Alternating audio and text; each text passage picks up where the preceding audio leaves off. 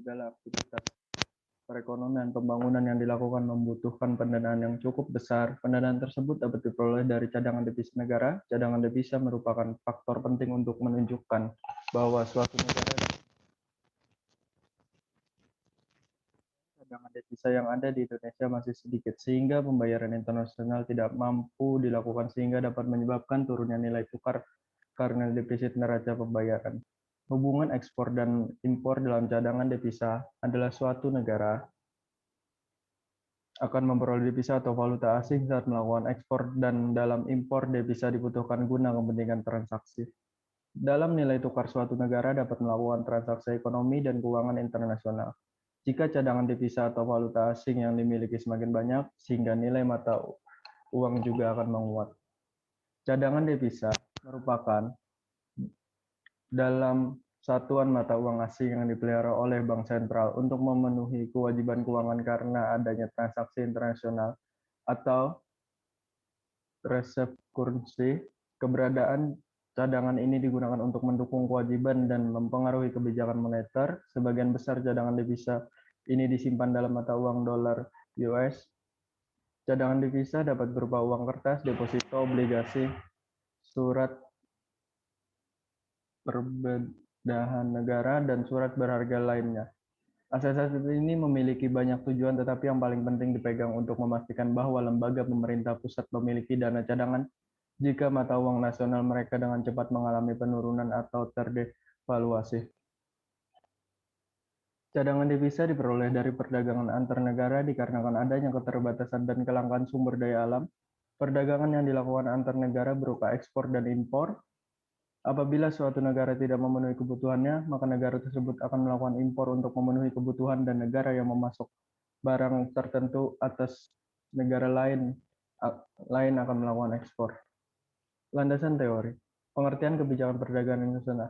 Kebijakan perdagangan internasional adalah segala tindakan negara atau pemerintah, baik langsung ataupun tidak langsung, untuk memenuhi struktur, arah, komposisi, serta bentuk perdagangan luar negeri atau kegiatan perdagangan. Adapun kebijakan yang dimaksud bisa berupa tarif, larangan impor, kuota, dumping, dan berbagai kebijakan lainnya. Pada dasarnya, tujuan kebijakan perdagangan internasional adalah untuk memenuhi kebutuhan dalam negeri yang tidak dapat terpenuhi karena adanya keterbatasan-keterbatasan tertentu.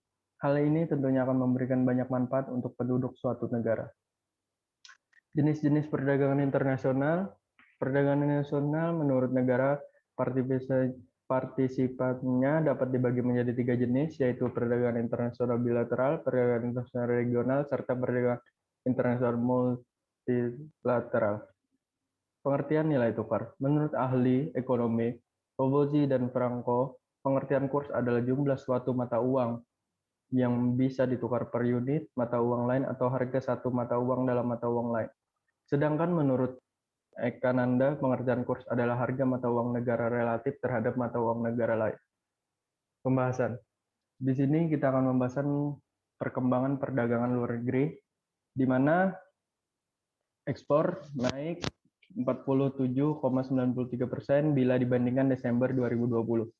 Di sini kita periode Desember 2021, di mana ekspor dari migas 16,54, sedangkan di tahun 2020 14,44. Dan pada November 2021 ekspor migas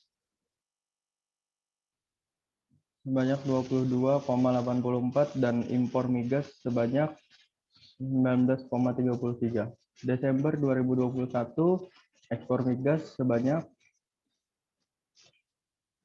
22,38 dan impor migas sebanyak 21,30.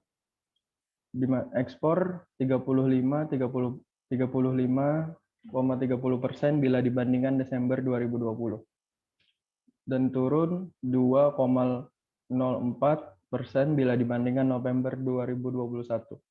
Surplusnya non migas surplus USD 3,3 miliar, defisitnya 2,28 miliar untuk migas. Di sini nilai tukar. Di sini bisa kita lihat bahwa dari Mei 2020 hingga April 2021, pada bulan April 2021 nilai tukar terhadap USD Indonesia sebesar 14.557,288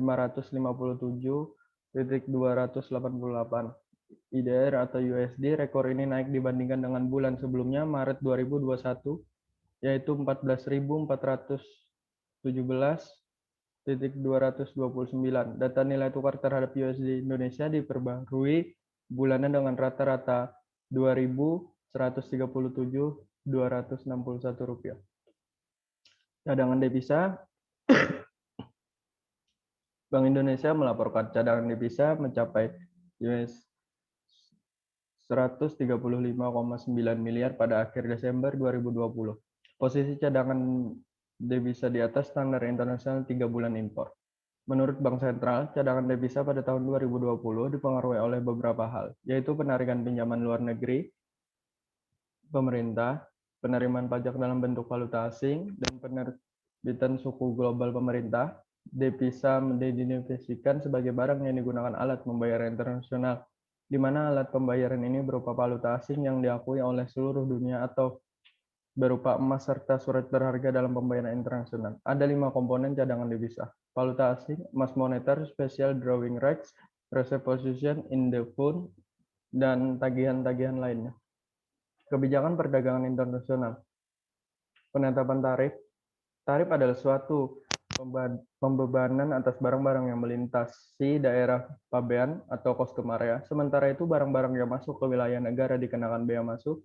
Dengan penerapan bea masuk yang besar atas barang-barang dari luar negeri, memiliki tujuan untuk memproteksi industri dalam negeri sehingga diperoleh pendapatan negara. Kuota impor. Kuota impor adalah kebijakan pemerintah untuk membatasi barang-barang yang masuk dari luar negeri.